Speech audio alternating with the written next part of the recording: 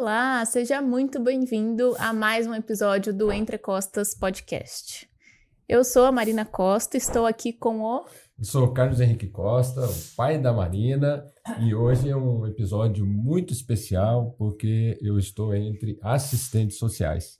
O tema de hoje é saúde social. Saúde social, e a minha história vem da assistência social. Meu pai e minha mãe foram assistentes sociais, se conheceram na faculdade de serviço social. Depois meu pai fez direito e administração hospitalar, mas já tinha aí também a questão do cuidado com a saúde, né, dentro do serviço social.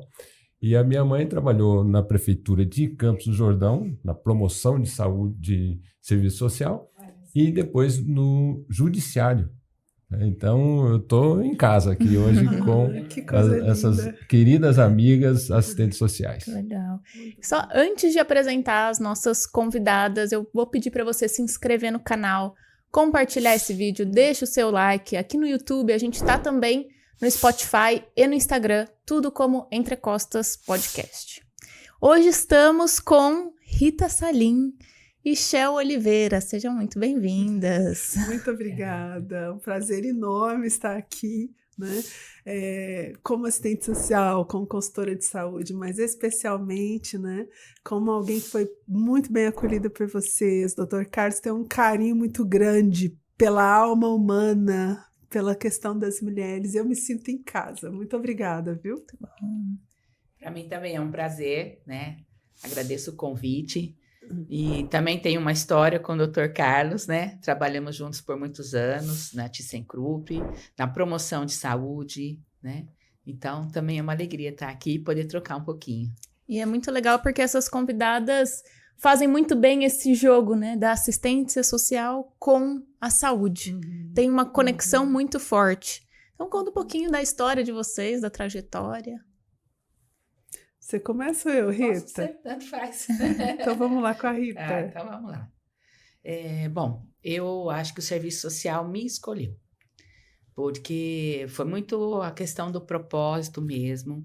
E antes de eu entender o que era o serviço social, eu já sabia que eu queria ser assistente social. Então, eu sinto que foi mesmo uma coisa divina, que me escolheu, né? E eu tinha desde a minha infância e acho que adolescência, como que eu vou dizer a palavra? Eu não me conformava com a desigualdade social. A desigualdade social sempre me incomodou muito, né? Eu via aquelas questões da pobreza, de outros aspectos, e aquilo ia mobilizando em mim uma vontade de transformar o mundo. Eu queria ser a pessoa que ia conseguir fazer o mundo ser mais justo, né? Diminuir as desigualdades. Então, acho que isso me mobilizou muito. E esse sonho me acompanhou muito durante a faculdade. Eu achava que eu ia fazer um grande projeto, né? Isso me mobilizava. Até o momento que a gente vai amadurecendo, já enquanto profissional, e o que eu vim a entender, que a grande transformação que eu sonhava, ela acontece muito simples, no meu contato com o outro. E onde junto a gente constrói uma transformação minha e dele. Aí me caiu a ficha, né? Porque nós não mudamos ninguém, mas o assistente social atuando numa escuta, né? Que eu acho que é o principal da nossa profissão, numa escuta profunda, numa empatia, mas não a empatia de eu me colocar no lugar do outro, porque eu nunca vou sentir como o outro. Numa empatia de respeitar o que o outro está sentindo. E aí, juntos, a gente constrói um aprendizado. Eu com as informações técnicas, com o encaminhamento, com o conhecimento dos recursos, do que eu possa contribuir. E ali junto, a gente transforma a realidade dele e a minha, porque eu também aprendo com ele. Então, a partir daí, realmente, eu tenho um amor pelo serviço social, nesse aspecto que eu acho que a gente é capaz de transformar. Não o mundo, mas a nós mesmos, talvez, né? No caminho do autoconhecimento. É isso. Excelente. É interessante a Rita dizendo que ela não transforma o mundo, mas ela transformou o ambiente onde ela estava inserida. Eu tive o privilégio de trabalhar com a Rita há 30 anos atrás e por 14 anos dentro da empresa, numa multinacional, onde nós implantamos o programa de prevenção e tratamento de álcool, tabaco e outras drogas. E foi um privilégio trabalhar com a Rita, foi um privilégio a gente transformar a vida de pessoas e famílias que sofriam com esse transtorno de uso de substâncias dentro da empresa. E é interessante o fluxo, como é que os pacientes chegavam até a gente? Procurando o serviço social. O próprio funcionário da empresa, empregado da empresa procurava, ou os familiares recorriam ao serviço social, e aí a Rita acolhia a história da visibilidade ao invisível, né? E aí encaminhava para o ambulatório médico, onde a gente fazia o acompanhamento médico. Então, era muito legal essa parceria, esse comprometimento com o indivíduo e na saúde integral, né? O bem-estar físico, emocional, social e espiritual também era o que a gente fazia na empresa e fazemos até hoje, né? Fazemos. Muito bom. E eu acho que foi um programa muito reconhecido, porque eu lembro de eu pequena, a gente andando no shopping e os pacientes paravam o meu pai, e a gente teve a oportunidade de voltar nós dois na empresa, né, para gravar um podcast também, e as pessoas lembrando dessa época. Então, de fato, impactou e transformou famílias, né? Só completando, quando eu fui para Thyssen, né, de novo, conduzida, porque quando eu só falando um pouquinho mais da minha história, eu saí do balcão de loja e comecei a PUC ainda como balconista. E aí eu fui participar de um processo seletivo que divulgaram na faculdade uma vaga de estágio na Siemens. E aí eu falei, fui lá, fiz o processo seletivo e fui escolhida. Então eu saio do comércio, de um ambiente pequeno, e entro numa multinacional. E ali eu vou entender como que essas relações se davam, e foi o primeiro impacto comigo com a doença. Não com a saúde, porque as pessoas já adoeciam, para você ter ideia. Já adoeciam. Não tinha a palavra burnout, mas muitos eram sobrecarregados e eu já no estágio vivenciei tudo aquilo. E aí o mundo corporativo, de certa forma, me encantou. Aquelas relações que se davam ali dentro. E eu tinha uma supervisora de estágio que falava para mim, Rita, mas você acha que é possível serviço social dentro de organização? Ali é uma relação capital e trabalho. Como é que o serviço social vai atuar ali? Né? E aí eu já tinha uma supervisora, né, muito boa, inclusive, que foi minha grande professora, e a gente entendeu que onde houver relações, há espaço para o serviço social, né? E ali a gente já construía esse acolhimento, esse atendimento. Então, eu aí já optei que o serviço social que eu queria exercer era dentro de RH, era dentro do mundo corporativo, né? E aí eu passei pela Duratex, aonde a ThyssenKrupp, a antiga Krupp, me achou, né? Também foi um caminho interessante. Eu tive um gerente na Siemens, e quando eu terminei a faculdade não tinha vaga, porque já tinha uma assistente social.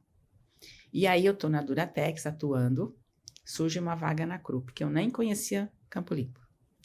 E esse gerente da Krupp era amigo do gerente da Siemens. Diz a ele, olha, eu estou com uma vaga, mas a gente não queria divulgar, eu queria alguém. Ele falou, eu conheço uma pessoa. Então, só valorizando a questão do estágio, como é importante, né? Já queria deixar um recado aqui para todos os estagiários, né? Construam a sua base, né? Deixem o seu melhor, porque isso faz toda a diferença depois.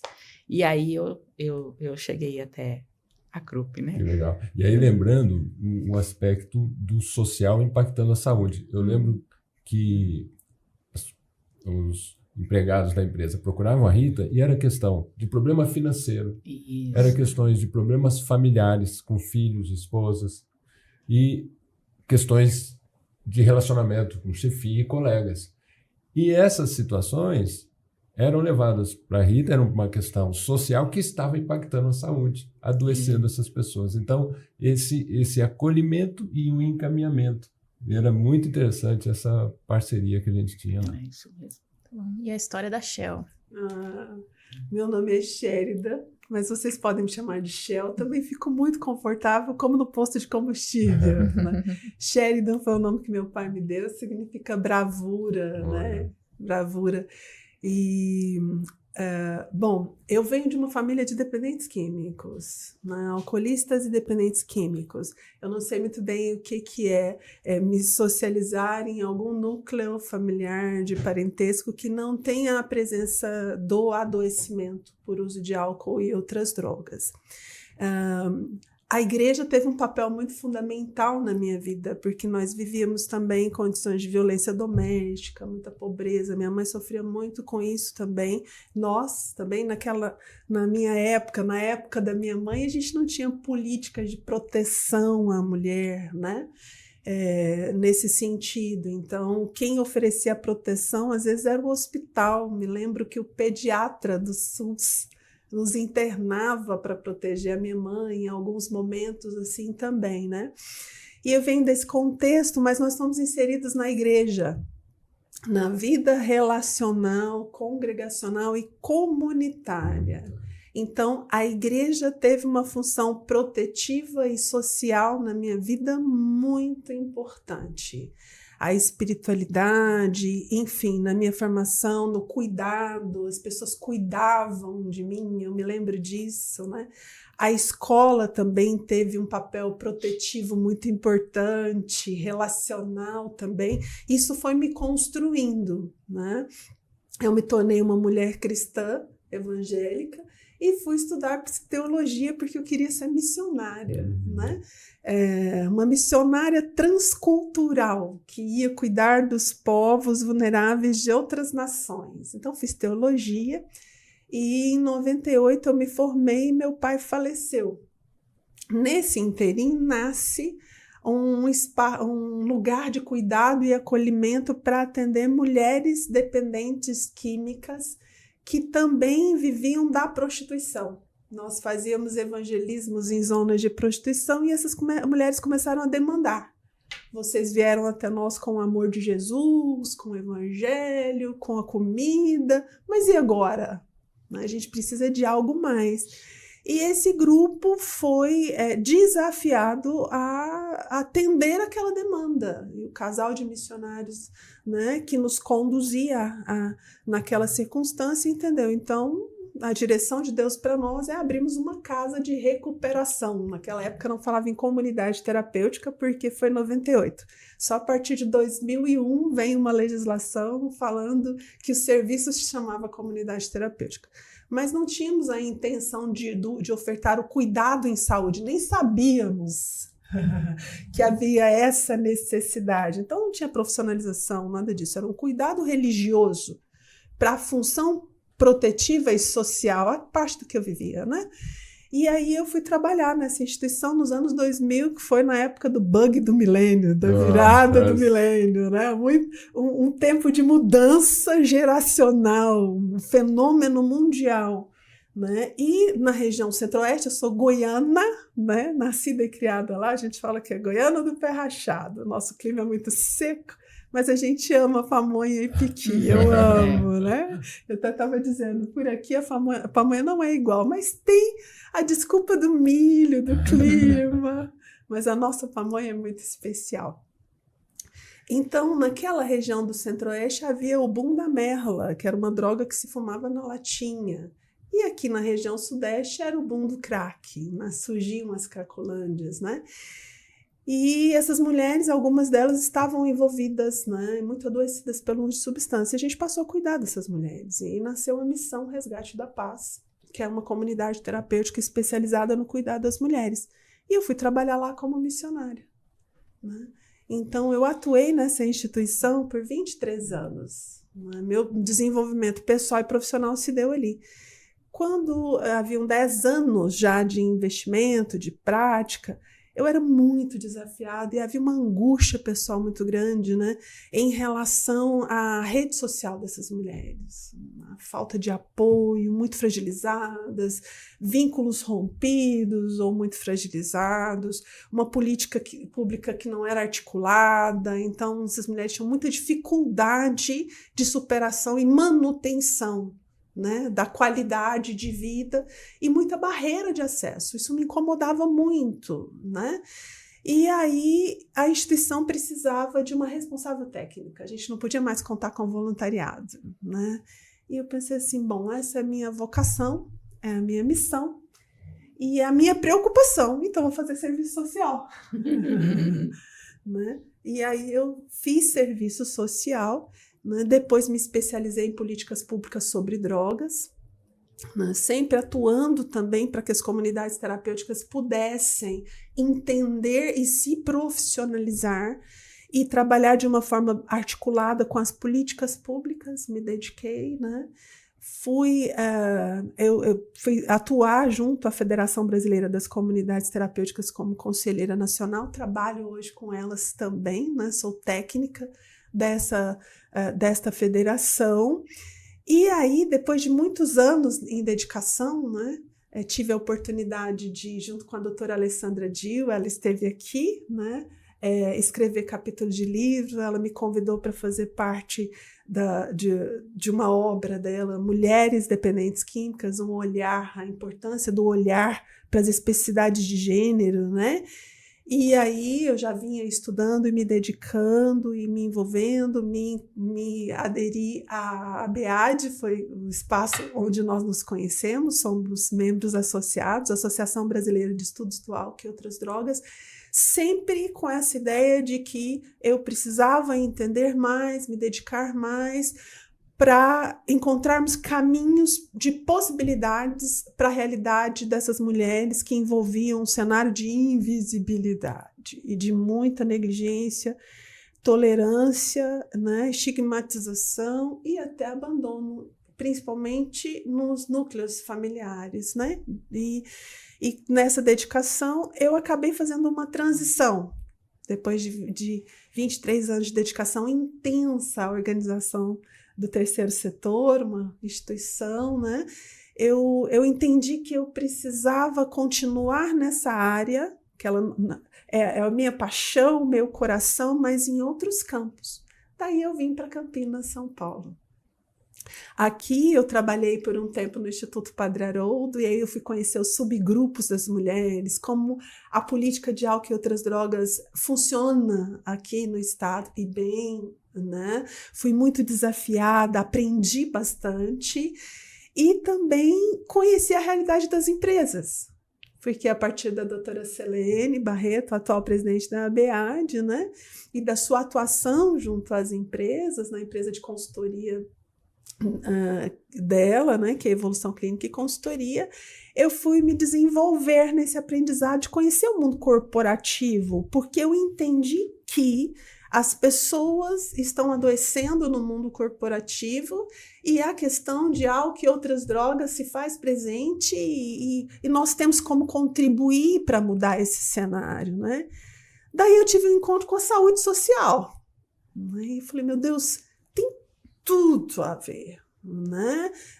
Qualquer estágio de qualidade de vida depende da qualidade das nossas relações. Então, né, eu estou aqui hoje para a gente conversar um pouco sobre isso. Eu entendo que a vida, que o humano vive de forma gregária e comunitária e a saúde tem uma relação muito direta com isso e há muito a contribuir e aprender. É verdade. E a minha conexão com a Shell foi através, inicialmente, da ABEAD, onde eu assisti uma palestra dela muito bem feita sobre os transtornos de uso de substâncias e mulheres, e depois o privilégio de estarmos juntos no Colcha de Retalhos, que é um grupo de mulheres que sofrem com a doença do alcoolismo, estão encontrando um caminho de recuperação através dos grupos de ajuda mútua e um grupo específico para as mulheres, que é o Colcha de Retalhos. Muito bom. E aí você falou, então, da saúde social. O que é a saúde social? Qual é a importância e o impacto dela nas empresas e nas famílias? Quer falar? Sou eu?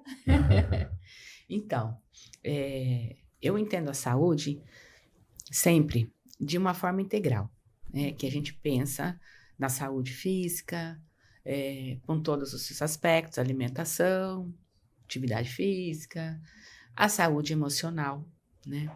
São os nossos pensamentos, que muitas vezes nos levam, né, para conceitos errados. A saúde das relações, né? A saúde financeira e até a saúde pessoal, que é como a gente lida com a gente mesmo, com a nossa autoestima, né? Então, tudo isso é um pacote de saúde social. E eu sempre entendi que isso tinha que ser visto dessa forma. Então, primeiro, falando um pouquinho de dependência química, quando o dependente químico chega para a gente, seja através da família que fez o primeiro contato, ou no nosso caso na empresa, como a gente tinha o programa altamente divulgado, eles começaram a também chegar, né? Ele chega adoecido em todos os aspectos. E com a família junto, o codependente. Então, aí eu já entendi que não tinha como a gente cuidar de um aspecto só, né?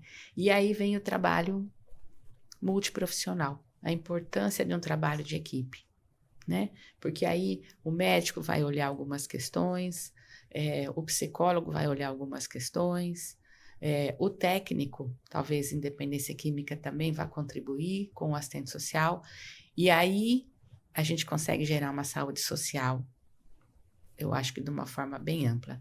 Então, para mim, tá muito focado em equipe. O profissional não vai fazer nada sozinho, né? E essa parceria que eu acho que foi tão importante, né, doutor Carlos? Porque a gente trabalhava junto. Olha, tem um caso que chegou, como é que nós vamos conduzir? Quantas vezes discutimos os casos juntos? Eu acho que esse aqui vai para uma intervenção de internação, eu acho que esse aqui... E aí, a gente trazia a família junto, adoecida, né? Foi um grande aprendizado nesse processo, porque aí eu fui aprender junto aos grupos de alcoólicos anônimos, que foi onde a gente começou aprendendo os 12 passos de recuperação, entendendo, né, essa irmandade maravilhosa, que ela tinha um trabalho que era para a família, que adoecia junto. E a gente entendeu que não adiantava cuidar do dependente sem olhar para a família adoecida. Então, de novo, entra uma equipe, né? Uhum. E isso foi um aprendizado que nós fomos construindo também, né? Junto. E chegamos a ter o grupo de apoio dentro da empresa com reuniões semanais, né? Chegamos a ter, acho que, mais de 20 participantes. Então, a empresa entendeu também o quanto ela poderia contribuir dentro dessa saúde social. Porque esse colaborador ou essa pessoa que recebia esse acolhimento, que recebia, que era respeitado, né, e recebia essa ajuda, ele tinha depois uma gratidão, né? E pela empresa, e a gente via aquelas famílias sendo reconstruídas, né? Eu recebi muitas esposas em estado, assim, totalmente adoecidos, com depressão, né, doutor Carlos? Muito adoentadas pelo alcoolismo ou pela dependência química do esposo. A família toda estava doente, né? E a gente podia, tratando ele e dando esse acolhimento, e os grupos também para elas, a gente via essa família se reconstruir, né? Então, eu acho que o social é isso, passa por uma equipe multiprofissional, né? A gente junto, cada um atuar, e um olhar sempre com a família junto, não o indivíduo sozinho. Muito bom isso. E uma das coisas que me desafiou muito no cuidado a pessoas com transtornos por uso de substâncias, especialmente as mulheres, foi a compreensão de que esse é um adoecimento biopsicossocial e espiritual. Contudo, eu precisava entender sobre a saúde integral desse indivíduo e conhecê-lo de uma forma integral. E eu sempre me preocupei com o fato de que, bom, se a saúde, a Organização Mundial de Saúde diz que o conceito de saúde, né, é o estado de bem-estar físico, mental e social, né?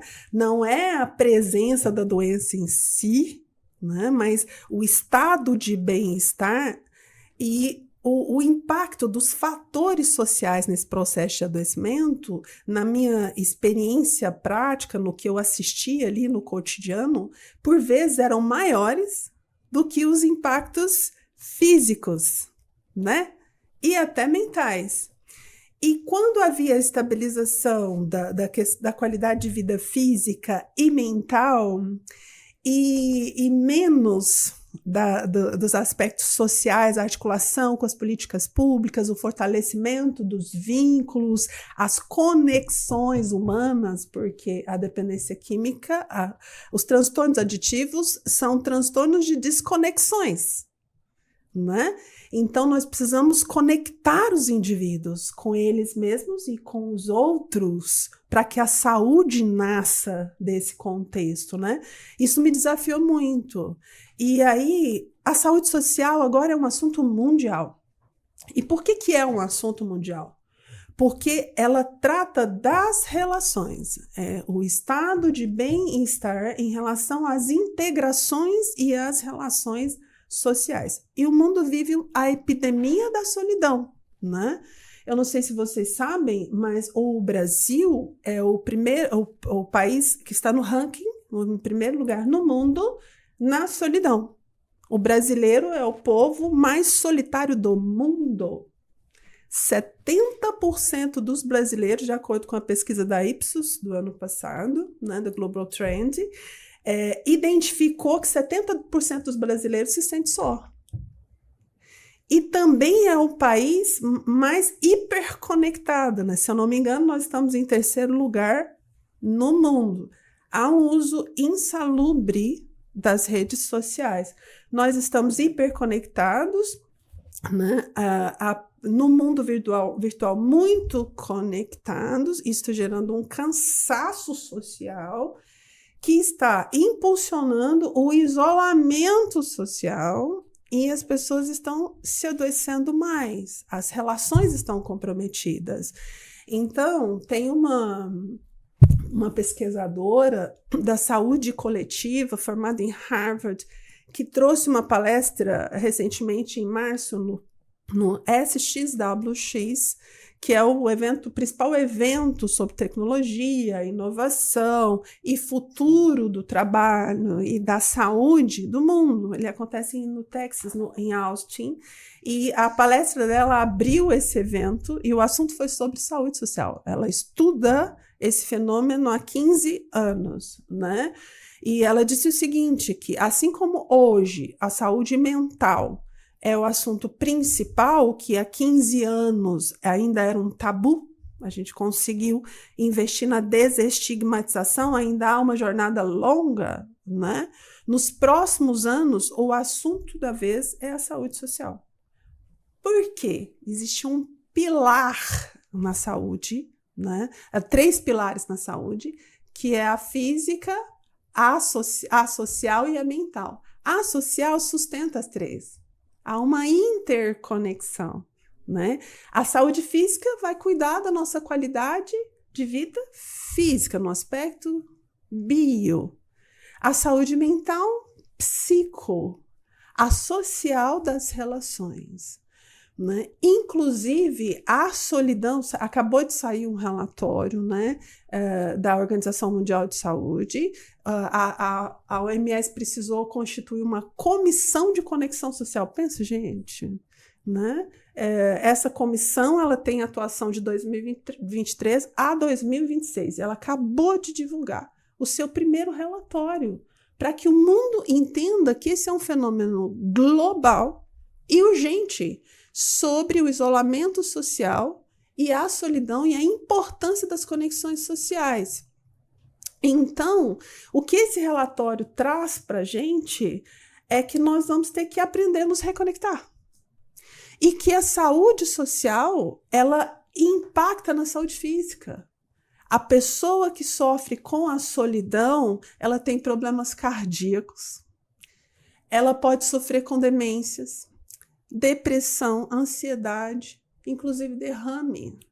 Então, a nossa qualidade de vida é impactada, a nossa longevidade, expectativa de vida é encurtada, né? Então, a gente tem problemas de saúde mental e de saúde física. E quando nós nos interagimos, nós temos melhora nas duas áreas e nós potencializamos melhora no outro, né? Então, a saúde social é sobre isso. E eu me encontrei enquanto assistente social e agora graduanda em psicologia, né, dentro dessa temática, porque ela precisa aparecer nos espaços de saúde. Né? Nós precisamos falar sobre isso. Nós precisamos encontrar recursos para impactar nessa mudança. E o assunto da vez tem a ver comigo. Eu vivi isso na pele. Né? Eu sou uma mulher solteira e que fez uma transição de vida e carreira e que mudou de estado. Então, eu tive que me reconectar e criar uma nova comunidade relacional. Isso leva tempo. E eu percebi em 2 anos, em alguns momentos, minha modalidade de trabalho também mudou para o home office, né? Então, eu fui me sentindo muito só, e eu tive impactos na minha qualidade de vida física, na minha saúde física foi impactada. Eu falei, peraí, acendeu um sinal. Vamos entender sobre isso? Né? A Cassie Killam, que é essa cientista, né, da saúde coletiva, formada em Harvard, ela disse o seguinte, que nós, assim como nós buscamos qualidade de vida através do sono, temos necessidades de dormir, de exercitar, nós temos que ser intencionais nas nossas relações. Tem que entrar para a nossa rotina de qualidade de vida o investimento no desenvolvimento das relações humanas, para que nós possamos estar numa condição melhor. Perfeito. E dentro disso, aí alinhando a espiritualidade com a saúde social, eu falo que o ser humano ele tem uma carência de amar, e aí o amor é ao outro, e ser amado. Então essa carência, ela só é suprida quando a gente está nas relações humanas. E a Shell levantou um ponto muito importante que eu costumo explicar para os pacientes, é o tripé do transtorno mental. De todos os transtornos, seja depressão, seja ansiedade, seja burnout, seja a dependência química, que é justamente o pilar biológico, que vai envolver a genética e vai envolver neurotransmissores. Aí que a medicação vai atuar. Né? E no biológico vai envolver o sono, a alimentação, tudo isso. O pilar psicológico, que é a estrutura psicológica individual de cada um. Tem pessoas que são já um pouquinho mais pessimistas, mais negativas.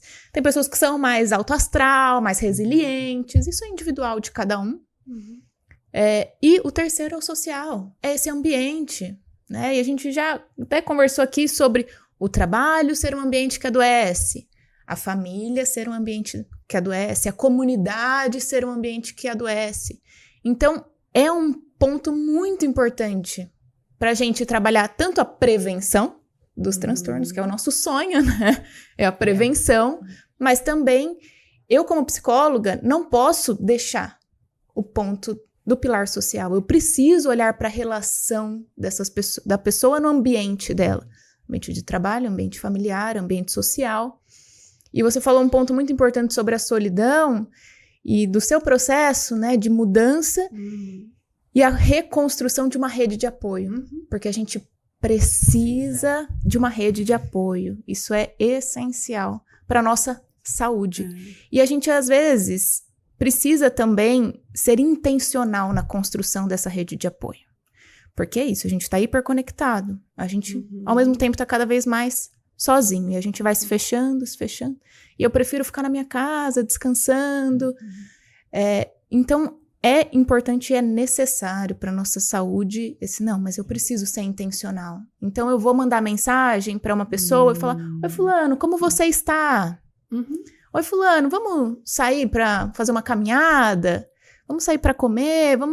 Posso fazer uma visita para você? É o social. Exato. Eu vejo um pouco essa questão do isolamento que tem acontecido, né? Em função das redes sociais, de tudo que a gente... desse mundo virtual e ilusório, Uhum. né? Que as pessoas estão entrando. Mas eu percebo uma baixa tolerância. Não sei se você percebe isso na clínica.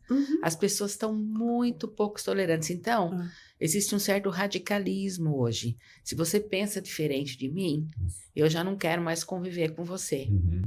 Ou eu entro em conflito, ou eu então já entro no isolamento. Queria que vocês que estão ali atendendo estão percebendo isso. Eu percebo uma tolerância muito baixa nas convivências. Eu percebo as pessoas que têm uma autocobrança excessiva, elas cobram do outro o mesmo padrão. Elas cobram que o outro haja como elas agiriam. Só que o ser humano não é assim. O ser humano é muito mais complexo, né? As relações são muito mais complexas. E as pessoas, eu acho que cada vez mais têm dificuldade de exercitar o perdão. Porque eu falo, por mais que a pessoa te ame muito, a pessoa que mais te ama no mundo, ela vai errar com você. Ela vai falhar com você, porque faz parte da condição humana dela.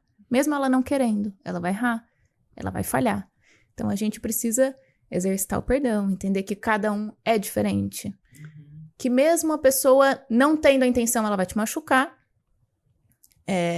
E exercitar, eu acho que é uma palavra muito importante que você falou, a tolerância à frustração. Isso. A frustração não é o fim do mundo. A gente vai se frustrar, isso faz parte.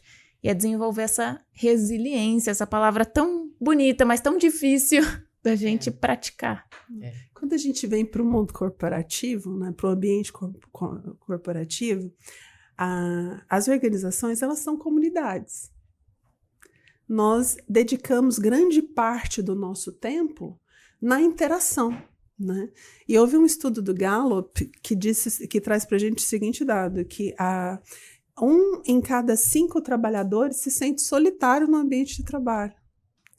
Se o ambiente de trabalho é uma comunidade, ele é um ambiente fértil e propício para o fortalecimento das relações humanas. Precisa haver saúde social, né? No episódio anterior, nós tivemos aqui, né, uma especialista na segurança psicológica. E além de nós termos ambientes seguros, nós também precisamos criar ambientes corporativos com conexões significativas. Por quê? Também existem estudos que provam que o trabalhador que desenvolve relacionamentos significativos no seu ambiente de trabalho, né, tem amigos ali naquele ambiente de trabalho, ele é 7 vezes mais produtivo e engajado, ele encontra um ambiente mais propício para uma segurança psicológica, inclusive para ser autêntico. E autêntico, ele é inovador e criativo. Sendo inovador e criativo, ele vai ter uma alta performance. E a corporação ganha com isso, né? Então, a gente precisa entender que a saúde social ela é fundamental no ambiente corporativo. Porque quando nós nos conectamos com o outro, nós podemos desenvolver um senso de pertença, né? Aí amplia a questão da tolerância, da aceitação do outro, do perdão. O pertencimento é um dos fatores que compõem a saúde social. Nós vamos ser intencionais na interação social, as empresas poderiam aproveitar essa oportunidade para serem intencionais na convivência, para proporem momentos de espontaneidade, de convivência, para a relação fluir, para o olho no olho poder acontecer, como nós estamos na mesa, né? Existe uma espiritualidade na mesa. A essência humana é uma essência gregária. Nós nos encontramos nas relações com o outro. Nascemos sozinhos e morremos sozinhos. Mas toda a nossa construção de vida depende do outro, né? Então, a partir do momento que o bebê vem a esse mundo, ele só sobrevive na relação com o outro. E quando a gente chega no ambiente de trabalho, nós também precisamos encontrar o valor social do trabalho, que é uma garantia na Constituição Federal. Na nossa Constituição Federal, ela nos garante né, que o valor do trabalho é um direito do indivíduo, e aí o nosso olhar enquanto assistentes sociais para o valor social do trabalho. Ele pode ser um fator adoecedor, mas em sua maioria ele é de promoção da saúde. Quando o trabalhador precisa se afastar desse ambiente de trabalho por questões de adoecimento, o sofrimento dele aumenta, porque por vezes o seu senso de significado e propósito se estabeleceu ali a partir daquelas relações de trabalho. Então, se ele precisa adoecer, ainda que tenha uma garantia pelo INSS, primeiro, ele vai ganhar menos, né? Então, já tem um prejuízo aí. E aí vem o isolamento social. Isso gera sofrimento, né? Um senso de inutilidade. O senso de inutilidade. A gente precisa pensar nisso, né? Então, se grande parte do nosso tempo nós estamos ali naquele relacionamento corporativo, nós precisamos melhorar a qualidade das nossas relações. Então, tudo isso que você está trazendo, eu pude viver, né? Então, eu sempre acreditei no serviço social, dentro do mundo corporativo, que pudesse trazer essa contribuição ampla, né, nas relações.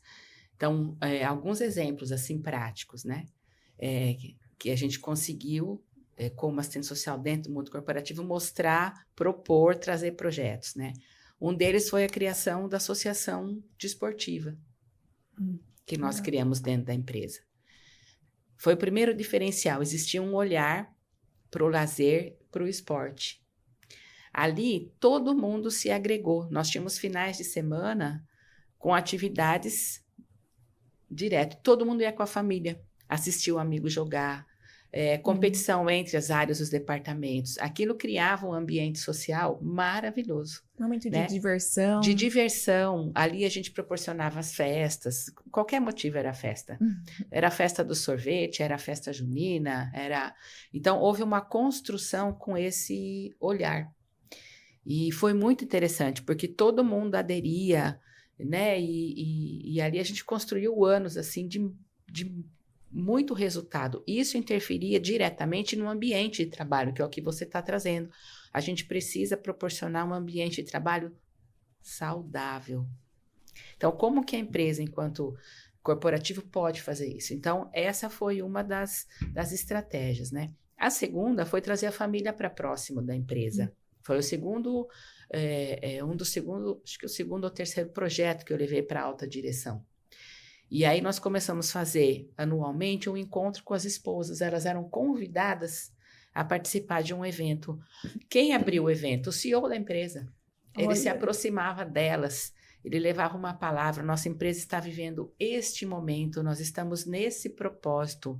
Nós valorizamos a contribuição do seu esposo nesse processo e a sua participação é importantíssima como sustento desse processo da empresa.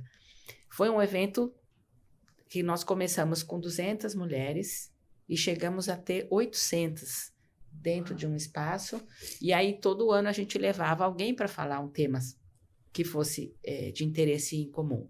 Falamos sobre saúde integral, falamos sobre qualidade de vida.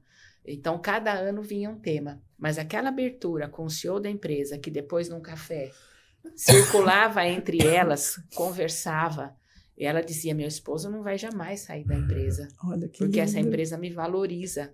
Olha. Né? Depois nós fomos o olhar para os filhos, um programa de férias.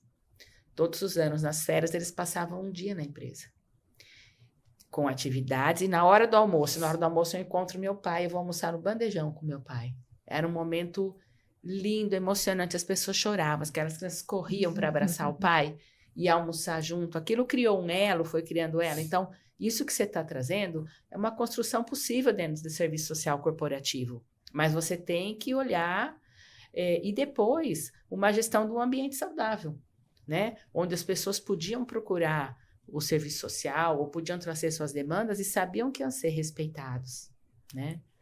E tinha também o encontro das famílias, né? Então... Tinha. E depois, anualmente, em outubro, que a gente aproveitava o 12 de outubro e tal, e era a festa da família. Então, toda a família ia para dentro da empresa passar um dia. Marcava, a gente levava grandes shows, tal. Então, foi uma construção desse ambiente extremamente saudável. Ali existia um pertencimento, ali existia uma motivação, né? Um dia depois de um evento desses, a empresa toda estava comentando, né? No ônibus, olha, meu filho vem hoje, está aqui participando, eu não vejo a hora de ir lá encontrar. Então, tudo isso motivava, a gente tinha um calendário social. A cada 1 a 2 meses ocorria um evento social para que essa interação acontecesse, né? E eu tenho muito orgulho de ter saído de lá há alguns anos e dessas sementes que foram plantadas estarem sendo seguidas. Ontem mesmo eu vi a foto do programa de férias. Legal. No refeitório da empresa, né? Então, foram contribuições, porque eu acho que eu acredito muito que eu só fui instrumento, né? A espiritualidade sempre me conduziu. Essas coisas foram muito dessa proximidade minha mesmo com Deus e acreditar num propósito mesmo de vida, né? Então, essas coisas... E aí, o outro aspecto da alta direção, comprar essas ideias, né? Da forma que isso é apresentado, porque aí é um RH, é um serviço social, que ele está inserido numa estratégia da empresa. Não é mais visto um RH, um assistente social, como uma área só de custo ou de despesa. Não, ele é uma área que vai estar na estratégia nossa de negócios. Uma política da empresa. Isso, entende? Então, eu acho muito importante que a gente deixe essa mensagem para os empresários, para o mundo corporativo, para as prefeituras, para todos os negócios, que haja um olhar para esse aspecto. Porque esse isolamento e muitas doenças de saúde mental também estão vindo por essa ausência. Aqui a gente está somente para ter o lucro. Então, a gente está falando que é também papel da empresa também transcender o operacional da empresa e olhar para o funcionário como um ser humano integral, e a empresa pode participar, ter o privilégio de participar do bem-estar social das pessoas. Né? Porque quando você faz um processo de contratação, de seleção, você é analisado praticamente pela área técnica. Você é um especialista, você é um engenheiro, e ali você realmente vai ter uma máscara profissional para passar por esse processo. Só que essa pessoa que começou, ela é um ser complexo. Ela traz os medos, os traumas, valores, história de vida. Questões familiares. Questões todas, né? Toda essa história dela até chegar ali, como ela sente as coisas. Então, como é que a gente faz? A gente contrata e solta isso. Num ambiente que ele não conhece as outras pessoas, as diferenças, né? Então, esse olhar de gestão do social é muito importante para mim dentro das empresas. A gente não pode perder. E tem um outro fator protetivo que impacta muito na saúde, na qualidade, na reputação da empresa, que é a questão do assédio. Com certeza. Porque o assédio, ele potencializa o isolamento social. Um dos sinalizadores é o isolamento desse trabalhador, né? E a gente não tem o assédio, esse constrangimento repetitivo, essa humilhação que se constitui ali, só da parte da liderança em relação ao trabalhador. Nós temos também um assédio que é chamado assédio horizontal, né? Esse assédio horizontal, ele acontece na relação dos trabalhadores entre eles. Dos seus pares, dos seus iguais. E esse assédio sinaliza um alto índice de competitividade e de desumanização das relações. E é responsabilidade da empresa encontrar recursos para minimizar aquela problemática, tentar resolvê-la, né? Porque ela também responde por isso, judicialmente, né? Então, se há um investimento na qualidade das relações humanas desses trabalhadores, a empresa vai ganhar em produtividade e também em fatores protetivos em relação ao assédio, porque aí ela se vê numa condição, inclusive, que ela precisa manter a empresa resguardada, porque senão ela responde juridicamente. E a questão do assédio, gente, ela adoece muito mentalmente o trabalhador. Recentemente eu atendi uma trabalhadora, né, que estava sofrendo esse tipo de assédio horizontal. Ao conversar com ela, ela me relatou: Sheridan, eu tenho vontade de chorar o tempo todo, eu tenho crise de pânico de pensar que eu vou ter que trabalhar ao lado daquele colega de trabalho, né, que está me provocando com bullying o tempo todo, me hostiliza, né? Eu não consigo mais trabalhar. E eu preciso trabalhar. Também não quero ficar sozinha em casa. Imagina o nível de sofrimento que esse trabalhador tem, né? Então, a gente precisa olhar para isso, porque isso impacta no absenteísmo, no presenteísmo. Todo mundo perde quando as relações adoecem, seja na família, seja na empresa, em qualquer sistema social. O prejuízo é coletivo. Exatamente. Esse não é um assunto só de quem está adoecido. E agora é a lei.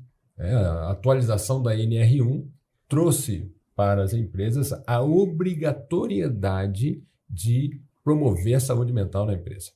Então, por exemplo, a questão do assédio, a questão de um burnout, isso é doença ocupacional. E a empresa será punida e responsabilizada por esse dano causado ao trabalhador. Então, ela precisa o quê? Atuar criar políticas de prevenção. Então, a gente fala dos fatores de risco psicossociais no ambiente da empresa, mas a gente também fala dos fatores de proteção.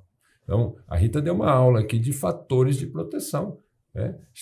Cuidando das esposas, cuidando dos filhos, cuidando da família e do ambiente.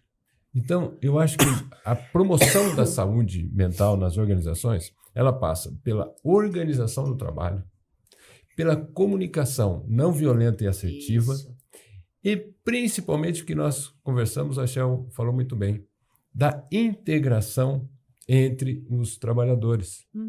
E eu vejo no meu trabalho que muitas vezes a liderança, ela olha para a sua equipe, enxerga a equipe até como um time. Quando a gente vai para a empresa como um todo, um setor olha para o outro como um empecilho, um competidor, um rival. Então não vê... Está atrapalhando, o meu trabalho. Eu sempre faço certo, o outro faz errado. Então a gente precisa trabalhar essa integração do time. Eu já falei no podcast anterior com a Simone que a gente precisa olhar o ambiente. Nós temos um grupo de pessoas aleatório, ou nós temos uma equipe que tem um objetivo comum, mas nós precisamos ter um time onde um faz pelo outro. E nesse sentido, a gente tem os setores da empresa, que pode ser times isolados, ou toda a empresa com um time com propósito comum, que vai muito além da questão econômica. Sim. O que eu percebo muito tem sido, não sei se cada vez mais comum, mas tem chegado cada vez mais perto, que no fim é a empresa olhando para o funcionário como um número, e aí demite um funcionário, não coloca outro no lugar, aí demite mais um e vai fazendo cortes. A pessoa que vai ficando, ela vai cada vez mais adquirindo mais funções, acúmulo de função, acúmulo de demanda, acúmulo de estresse. E, logicamente, prejuízo para a saúde mental, ele é certeiro nesse cenário. Não tem como ser diferente. Então, é bater na tecla do que a gente está falando, de que as pessoas, os funcionários da empresa não são números. Não dá para a gente focar apenas na lucratividade, né? A gente sabe que sim, a empresa ela precisa de lucro para sobreviver, mas você não pode fazer isso prejudicando a saúde de quem está lá dentro. Com certeza. E também... Pode falar, chefe. E também o próprio trabalhador, porque a gente colocou aqui as implicações relacionadas ao empregador, né? A empresa, a organização. Mas o trabalhador, ele precisa entender que ele é um ser integral. E hoje a gente não fala mais de uma vida separada, né? Minha vida no trabalho e a minha vida social. As organizações, elas têm ali uma pessoa integral e esse indivíduo é um ser integral nas suas relações. Então, ele precisa cuidar da sua saúde social. Sim. ele precisa estar engajado em interações sociais comunitárias, se relacionar com outras pessoas. Se é uma pessoa religiosa de fé, procure seu grupo de fé de preferência, sua comunidade de fé, se reúna, né? Amplie a sua rede de apoio ali, né? O seu grupo de relacionamentos sociais. A gente precisa investir nas nossas interações sociais. Nós precisamos ser intencionais também, encontrarmos o nosso grupo de identificação, um grupo de pertença, né? Ou vários grupos. Ou vários grupos de pertença, mas em que eu, enquanto indivíduo, me reconheça ali, seja reconhecido, e há uma identificação social ali importante para a minha qualidade de vida, né? Isso é importante. E especialmente sermos intencionais na criação de vínculos significativos. A gente precisa ter, no mínimo, 3 pessoas próximas a nós que conhecem o nosso coração, entendeu? Então, isso é muito importante, né? Que são os amigos. Mas é muito difícil constituir amigos. Começa a participar de um grupo de leitura, vai desenvolvendo... Sai da zona de conforto. Sai da zona de conforto, né? Perceba as pessoas. É claro que tem gente que é introspectiva, não tem muita necessidade social, mas também precisa, né? Então, encontre o seu caminho, mas cuide de você, né? Então, a gente está falando tanto da responsabilidade da organização, quanto da autorresponsabilidade de cada um. Correto. E aí, então, eu vou trazer um pouquinho da minha experiência nos últimos anos, né? No terceiro setor, com o trabalho voluntário. Quanto é enriquecedor? Quanto tem sido enriquecedor essa outra experiência? A gente chegou a ter ainda... com referência ao mundo corporativo, muitos trabalhos voluntários. Nós tínhamos um grupo de voluntários. Então, a gente divulgava, olha, nós vamos ter uma ação voluntária, quem gostaria de participar? E aí eu fazia um cadastro, né? Eu gosto de contar história, eu gosto de lidar com criança. E a gente teve experiências assim lindas no trabalho voluntário, dentro da empresa. Isso também surtia um efeito no ambiente, assim, muito interessante. A gente teve uma experiência... nós fomos fazer um trabalho voluntário numa casa transitória e tinham bebês, e a gente se incumbiu de fazer o almoço para eles. Então, a gente tinha um gerente, a gente tinha pessoas da produção, era um grupo de umas 15 pessoas e nós nos organizamos para passar o dia com essas crianças da casa transitória. E preparamos o almoço, então vem aqueles talentos, né? Um engenheiro que você jamais imaginava fez ali um arroz todo caprichado, colorido, e a gente falava, nossa, ele sabe fazer. Então, ali brotavam os talentos, né? O outro levou o violão, que a gente nunca imaginava, que ele era eletricista e ele tocava. Então, esses talentos vêm despontando. E aí, vamos servir a refeição, sentamos todo mundo, vem a responsável, que ficou no dia da casa, e falou, e para os bebês, o que vocês fizeram? E nós olhamos um para a cara do outro e ninguém tinha se atentado que tinha o bebê. Nós fizemos uma comida para as crianças. E aí, um gerente, que era uma pessoa que a gente até estranhou de participar, né? Porque ele já tinha um cargo de destaque, disse, deixe que eu faço. Eu tenho uma criança e eu sei fazer. O mingau, a comidinha, ele foi preparar a comida para o bebê. Aquilo para todos nós foi uma grande lição, de entender exatamente, né? Todos nós trazemos alguma contribuição. Então, quando a gente coloca esses pequenos talentos ou experiências que a gente tem a serviço da comunidade também, né? Seja através da comunidade espiritual da igreja, seja através de qualquer órgão do terceiro setor, como isso é enriquecedor, como isso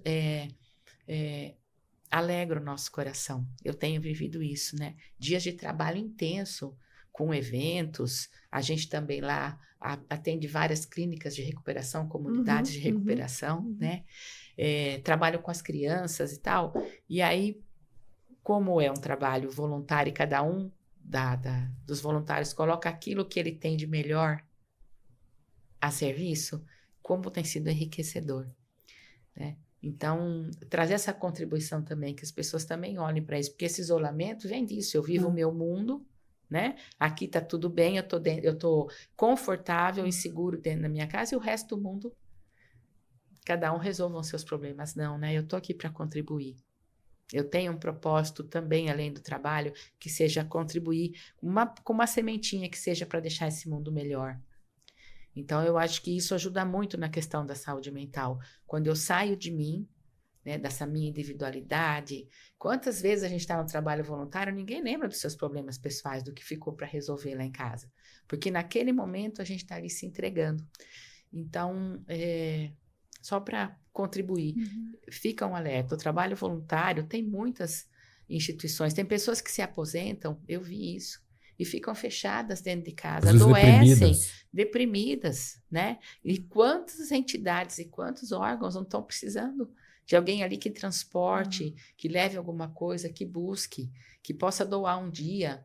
Então, eu acho que a gente tem muito a contribuir, fica a minha vivência pessoal do momento. E Rita, falando de saúde, me preocupa muito, sabe, estratégias de conscientização em relação à saúde que focam muito nos prejuízos, nos passivos de saúde.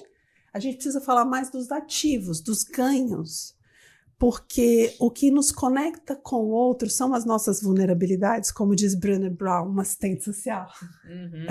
A gente conhece. São as nossas vulnerabilidades que nos conectam, né? O humano se reconhece no outro humano. E qual que é o ganho do voluntariado, né, para a saúde do indivíduo?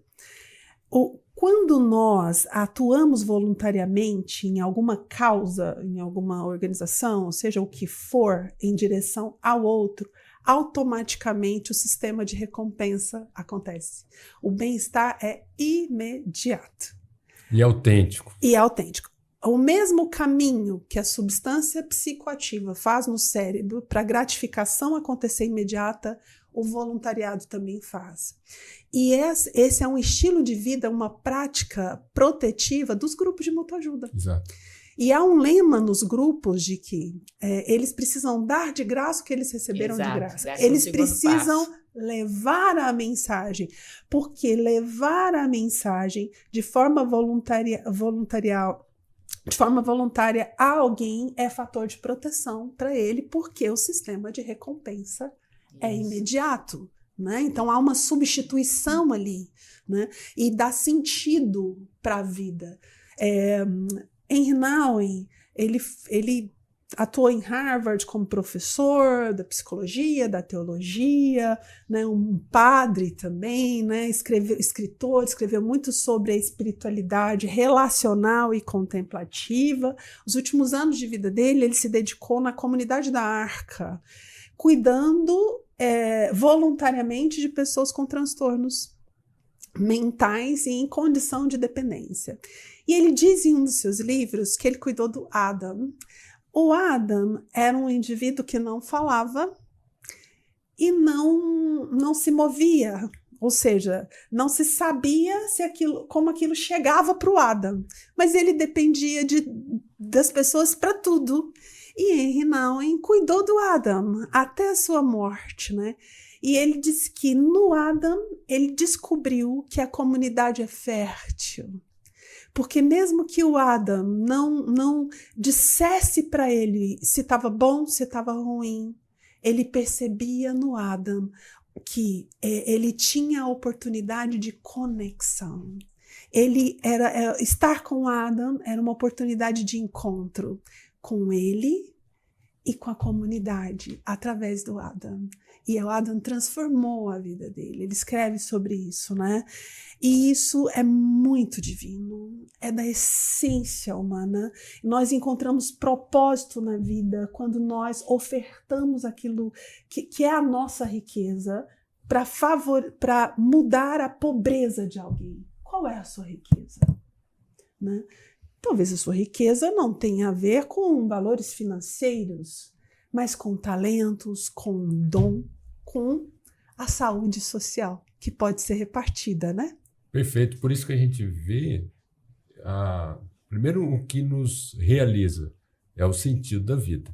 E o sentido da vida está em direção ao outro. É fazer a diferença na vida do outro.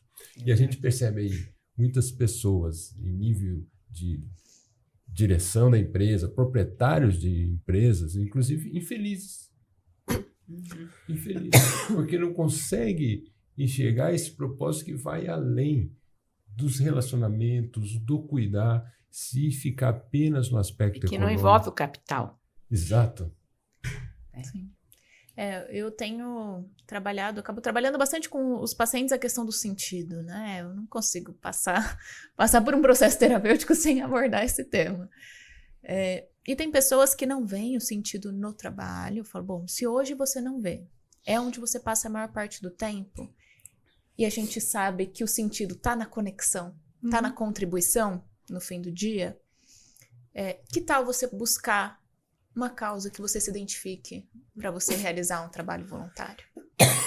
Às vezes é isso, tem pessoas que não enxergam esse sentido no trabalho e tá tudo bem, né? Você, vou fazer todo mundo precisa fazer transição de carreira? Não é todo mundo que precisa. Mas você pode trazer esse sentido de outras formas, trazer essa contribuição de outras formas. E é o que você falou, o que não falta é a organização que tá aberta aí a receber voluntários. Sim, com certeza. E também, eu acho que está ligado com os valores de cada um. Muito da saúde mental que a gente está vendo as pessoas adoecerem hoje, no mundo corporativo, no governo, né? Em todos os tipos de instituições, está ligado com ele não encontrar conexão de valores com aquele ambiente, ou com aquele sentido. E aí, eu estava fazendo uma reflexão com o doutor um pouquinho quando a gente chegou, da questão da ética. Eu queria também deixar um pouquinho isso. A ética, uma política ética dentro do mundo corporativo é essencial hoje. Então, se eu estou num ambiente corporativo que não tem ética, a probabilidade de eu não me identificar ou de eu adoecer é muito grande. Então, alguns exemplos que eu vivi. Injustiças.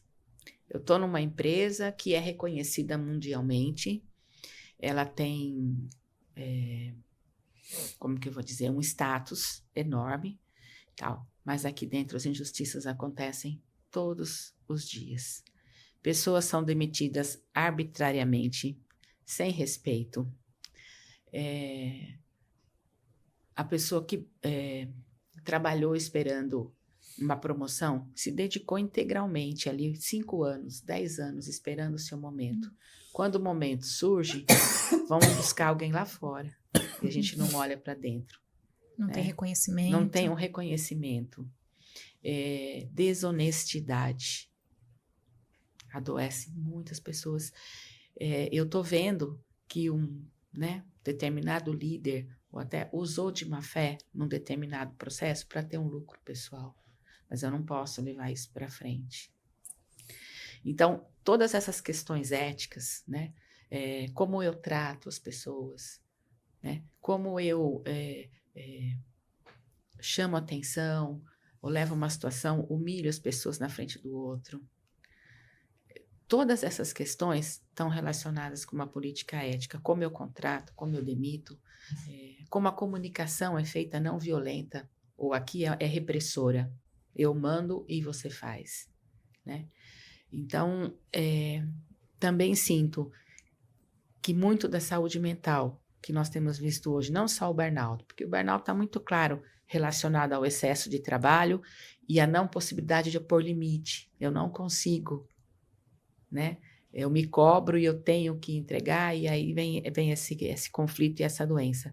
Mas das síndromes de pânico, da ansiedade, da própria depressão, está no ambiente tóxico com falta de ética. E, às vezes, a empresa até divulga que a gente tem mas isso é só na fachada. Pra fora. Aqui dentro a gente não pratica. A gente tem inclusão, mas não tem acesso a um cadeirante. A gente tem diversidade, mas a moça do recrutamento não pode contratar LGBT e etc. Né? A gente tem um processo de liderança, mas negro não pode. Então, todos esses valores éticos dentro da empresa atingem a gente enquanto colaborador ou quanto... Então, também precisam olhar para esse aspecto. Eu acho que a partir do momento que isso tem que ser de cima para baixo, tá? Porque quem está aqui dentro do RH, no ambulatório, na liderança, não consegue fazer essa mudança. Os princípios éticos têm que vir com o exemplo da alta direção. Como que eu lido primeiro com meus subordinados? Porque se aqui eu grito, eles vão gritar lá embaixo. Esse é o processo. Se aqui eu não respeito, não escuto, tal, isso reflete depois nas outras camadas. Então, também, saúde mental passa por ética e pelo favorecimento de um ambiente saudável ou não. E eu acho que nesse ponto, é lógico que a gente está aqui tentando promover a saúde nesses ambientes, mas também a pessoa precisa identificar a hora de sair desse ambiente, né? Seja um ambiente de trabalho tóxico, seja um relacionamento. Quando eu chego no meu limite e vejo, olha, eu sozinho não consigo transformar isso aqui, que é muito mais estrutural. Mas talvez não seja um lugar para mim. Isso não é fraqueza. Isso. Né? Tá tudo bem você buscar um outro lugar, um outro ambiente. A gente precisa aprender a escolher os nossos ambientes. Porque, às vezes, o funcionário ele fica muito... a empresa que me escolhe. Né? Quando eu participo de um processo seletivo, é a empresa que está com todo o controle, todo o poder. Mas não, você também precisa avaliar se você quer estar nessa empresa. Né? Converse com pessoas que trabalham nessa empresa para ver como é dentro, não só a fachada da empresa. Então, às vezes, as pessoas, elas não entendem esse poder que elas têm de escolha, de decisão. Não quero estar aqui, isso não é um problema, isso não é fraqueza, eu quero escolher estar em outro lugar. Lógico que tem processos e processos, e aí o social vai impactar muito. Tem pessoas que têm oportunidade de sair e depois procurar outro lugar. Tem pessoas que vão precisar continuar, uma questão financeira, até encontrar outro lugar. Mas não demore tanto para fazer esse processo de busca de outro lugar, se você olha e aquele ambiente está colocando a sua saúde em risco. Excelente a sua colocação, Marina. Eu sempre lembro do Walter Longo, que ele fala, quando você vai para uma empresa, a empresa tem missão, visão e valores. E nós também precisamos ter muito claramente qual é a nossa missão, visão e valores. Então você passa por um processo de seleção, você passa por uma entrevista e aí o Walter Longo sugere, aí você vai fazer a sua entrevista para a empresa para ver se essa empresa merece você estar lá oferecendo o seu talento para essa empresa. Porque você tem. Porque você tem talento, você tem coisas a contribuir. Tanto para você entrar, quanto também para avaliar o momento de continuar ou de sair. E essa questão que a gente está falando da saúde mental nas empresas, porque as empresas estão com uma enorme dificuldade de encontrar bons profissionais, porque os bons profissionais sabem do valor que tem e vão para aquela empresa que eles se sentem valorizados. Que é a questão da retenção dos talentos, que é um grande desafio dos empregadores também, né? Essa nova geração, Gen Z, eles já vêm com maior consciência disso e com maior encorajamento para cuidar daquilo que os realiza, né? Diferente das outras gerações. E às vezes eles são mal entendidos, mal compreendidos nesses espaços, porque eles não aceitam. A gente tem muito a aprender com eles. Na verdade, o mundo atravessa uma transição. O mundo mudou, o mundo do trabalho mudou, as relações mudaram, a saúde social sempre esteve lá, mas ela não era vista porque ela se misturava um pouquinho com a saúde mental, mas as conexões têm um poder maior que vão para além do favorecimento na saúde mental, físicas também. Então ela é um pilar que sustenta as duas, a física e a mental, de acordo com a Castle Killam, né? E agora, esse é o nosso assunto. Não falávamos, e ele sempre esteve lá. Ele era invisível para nós. Agora ele não pode mais ser invisível porque atravessamos crises, e crise de saúde pública global. A solidão é um problema de saúde pública global. né? Então, a gente precisa pensar sobre isso e buscar estratégias. Quando a Organização Mundial de Saúde diz que fatores que foram encontrados nessa pesquisa, né, de risco para o isolamento e a solidão, a gente encontra lá os mais pobres, os adolescentes, muito impactados, né? Pessoas que moram sozinhas, pessoas que estão vivendo grandes mudanças e transições, mudanças de cidade, aposentadoria, luto, né? E a utilização insalubre das redes sociais, né? Exagerada. Então, esses são 5 fatores que mais impulsionam o isolamento, o adoecimento social, né? Então, a gente precisa identificar essas situações e grupos de risco e sermos interventivos, inclusive com políticas públicas. O Reino Unido já tem política pública para lidar com isso, tem um secretário de conexão humana no país, né? No Texas, a gente já tem o primeiro hospital que trabalha os 3 pilares da saúde, né? Físico, mental e social. Daqui a algum tempo, próximo inclusive, a gente já vai ter os médicos prescrevendo conexões sociais. Já começou agora, já, né? a partir Porque desse podcast. Qualquer intervenção em saúde, nós temos a recomendação para atividade física. Isso. Uhum. Agora a gente vai começar a receber recomendações para conexões sociais. Perfeito. Na verdade, isso já é um pilar da medicina do estilo de vida, são as relações humanas. Uhum. E aí, então, para a gente ir caminhando para o encerramento, a gente levantou aí fatores de risco, né? Então, dificuldade em relacionamentos abusivos, isolamento, solidão. Que conselho vocês dariam, que orientação vocês dariam para a pessoa que está assistindo e está se identificando com essas questões? Aonde procurar ajuda? O que fazer? Eu só queria falar mais uma coisinha antes, se Mariana me permita, que é a questão do estigma e da marginalização. Eu esqueci de colocar como fator de risco que o relatório apresentou. E aí a gente tem isso nos ambientes corporativos também, em relação às pessoas, né, em suas divergências, diferenças, né, e também com relação ao álcool e outras drogas. Nós precisamos estar atentos a isso, né?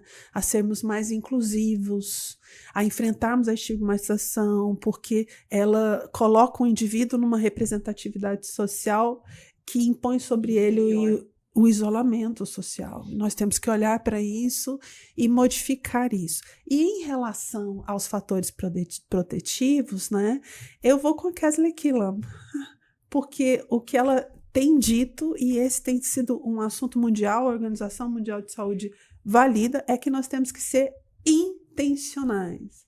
Tem uma profissional também, a Mai,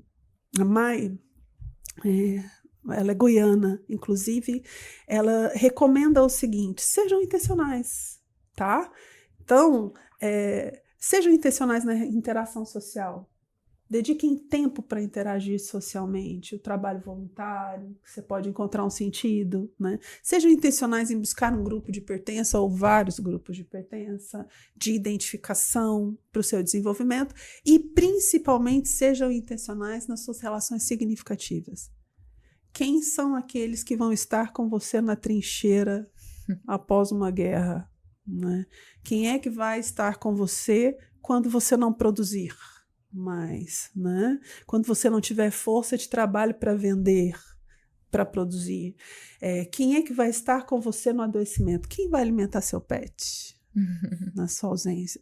São as suas relações significativas, seu grupo ali de amigos, de amigas, né? Eu tenho um grupo de amigas que nós temos uma jornada de vida de 2 décadas, né? Juntas, assim, somando tudo, todas, nós somos um time, né? E a gente se conecta. Então, uma está vivenciando algum momento de dificuldade. Vamos fazer uma ligação coletiva aqui. Instantaneamente o remédio chega, o bem-estar vem e a gente se sente seguro para dar os próximos passos. Façam isso, né? Busquem fatores protetivos relacionais. A gente sabe que tem os riscos, né? Nós somos muito complexos e é difícil confiar, desenvolver conexão, permanecer, mas os ganhos são muito maiores e experienciando isso, você vai perceber que a vida é melhor quando ela é vivida em comunidade. Com certeza. Então, eu acho que, assim, dentro do mundo corporativo, algumas reflexões que a gente fez foram muito válidas, né? E agora, referente à sua pergunta, né, Marina? Eu entendi, no meu amadurecimento, que o autoconhecimento é o caminho de cura. Não existe outro, né? E eu continuo até hoje no caminho do meu autoconhecimento. Então, eu diria para as pessoas, primeiro, busquem ajuda. Busquem ajuda. No meu processo de desligamento e de transição da empresa, não foi um processo fácil, porque eu estava ali há muitos anos, eu comecei a ter alguns sintomas de perder o sono, era um processo natural. E aí eu falei, eu vou buscar ajuda. E a minha filha falou assim, mãe, você sempre ensinou a gente a procurar ajuda. Uhum. Que bom que você vai. E eu fiquei em terapia há muito tempo, né? Então, eu acho que o caminho é esse, do autoconhecimento, da gente não se envergonhar de procurar ajuda, dessa autocobrança ser minimizada. Nós não precisamos saber tudo, nós não precisamos ser os melhores, que a gente transforme a vida de uma maneira mais leve, que a gente possa, sabe, enxergar uma vida mais feliz e mais leve. E as relações sociais têm que ser construídas a partir também da nossa iniciativa, porque nem tudo vai chegar. Então, a gente tem que ir construindo isso no decorrer da vida. Quando você fala dos grupos, né, talvez pela minha forma de ser, porque eu sou muito das relações, então, por exemplo, eu tenho um grupo da turma que estudou no SESI comigo há 60 anos atrás, quase. Eu também estudei no SESI. Pois é, e a gente se encontra. E aí eu tenho o grupo das amigas, e tenho o grupo das assistentes sociais que estudaram comigo, e tenho o grupo do pessoal que trabalhou numa outra empresa comigo. Então, assim, fortalecer esses vínculos depende da gente, né? Ser participativo. Eu raramente recuso um convite, seja uma festa, um aniversário. Então, isso são atitudes suas, né, para fortalecer as relações, para em determinado momento, se você tiver uma mudança de carreira, você mantém toda essa rede de apoio, mas isso tem que ser construído, porque se eu fizer todo esse trajeto sozinho, depois lá na frente, como é que eu vou fazer isso? Eu já perdi as pessoas, eu não cultivei, eu não cuidei, então cuidar também das relações, né, para que a gente possa ter essa rede de apoio mais saudável. Acho que esse é um caminho. Muito bom. Alguma? Olha, tanta coisa aqui. Eu acho que um ponto que eu estava pensando da intencionalidade, que a Shel falou, e aí a intencionalidade, ela precisa ter duas direções, como a Rita mencionou, o autoconhecimento e o autocuidado. E aí o cuidado com o outro, intencionalmente. Então, a Isabelle Ludovico, numa conversa que nós tivemos, numa roda de conversa, ela fez a seguinte questão. Quando você era criança, o que você fazia para se sentir amado? Fica a reflexão. A Rita já falou sobre o cuidado com a criança interior. A gente precisa desse olhar para a criança interior. Mas eu faço outra reflexão. O que você faz para demonstrar amor como um adulto? Então, acho que essa é a reflexão. É na direção do outro. Quando a gente vai na direção do outro, é o que preenche a nossa vida de sentido. E a questão do isolamento e da solidão. A solução está na relação humana mesmo. As relações curam, né? É um espaço de cura. E às vezes a pessoa, né, se encontra... não tenho uma rede de apoio. E aí eu convido a construir um por um.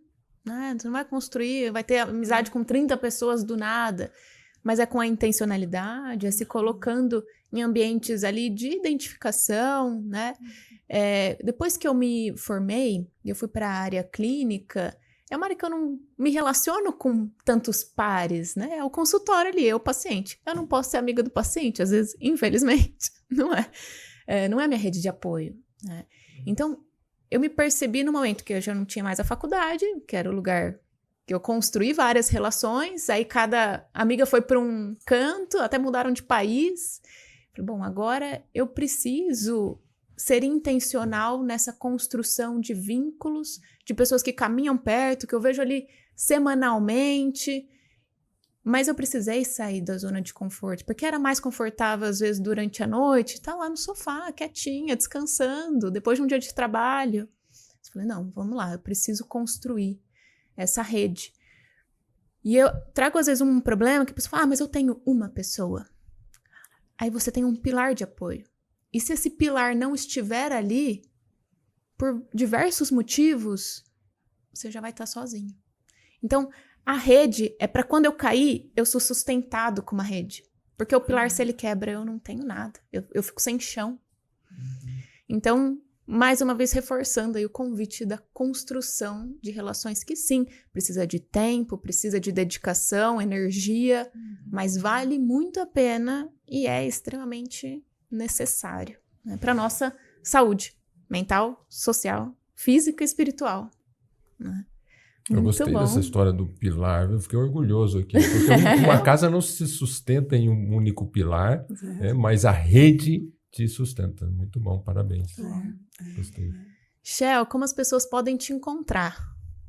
As pessoas podem me encontrar no Instagram, @ShellOliveira, como no posto de combustível, com 2 L's, Oliveira. Vai ser um prazer enorme ter você por lá, né?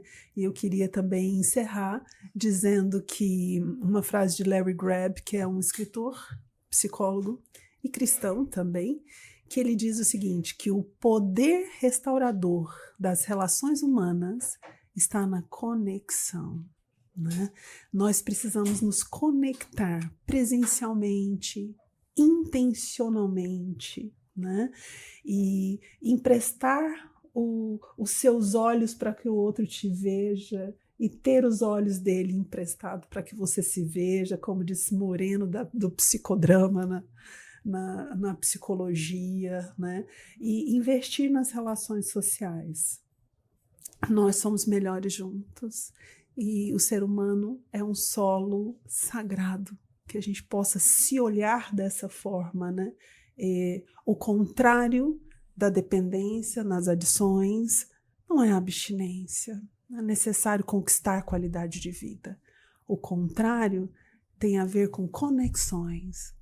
Quando esse indivíduo se conecta, se reconecta com ele e com uma rede, né, ele enfrenta a solidão e ele tem mais condições. Às vezes a pessoa passa por um processo de tratamento terapêutico, até inserida ou reinserida, mas tem dificuldade de se manter. E aí quando você vai perceber a maior dificuldade dele de se manter, não foi a falta de recursos, foi a falta de recurso humano, que tem a ver com as relações, de conexão, de aceitação. Então vamos ter coragem, né, para provocar transformação e restauração por meio das relações humanas. E muito obrigada por essa oportunidade aqui. Obrigada. Muito bom. Legal. Meu Instagram é Rita Salim, né? Facinho me encontrar. No LinkedIn também, Rita Salim, né? E se eu pudesse deixar também alguma palavra final, eu acho que para mim está ligado com a espiritualidade. Não a religião, mas a nossa conexão com Deus, com um poder superior, que a gente esteja sempre religados, né, com Ele, que acho que o que nos abastece no amor, nas conexões, na alegria de viver, no sentido de vida, é essa relação com a espiritualidade. Muito bom. E você, como as pessoas podem te encontrar? Pode me encontrar nas mídias sociais, Dr. Carlos Henrique Costa, no YouTube, no Instagram e no Facebook. E os atendimentos na Clínica Amorata e na Clínica Semos também. Bom, as pessoas podem me encontrar no Instagram como Marina Costa Psi. E hoje, Sheridan e Rita tiveram Entre Costas. Muito obrigada. Muito obrigada. Obrigado.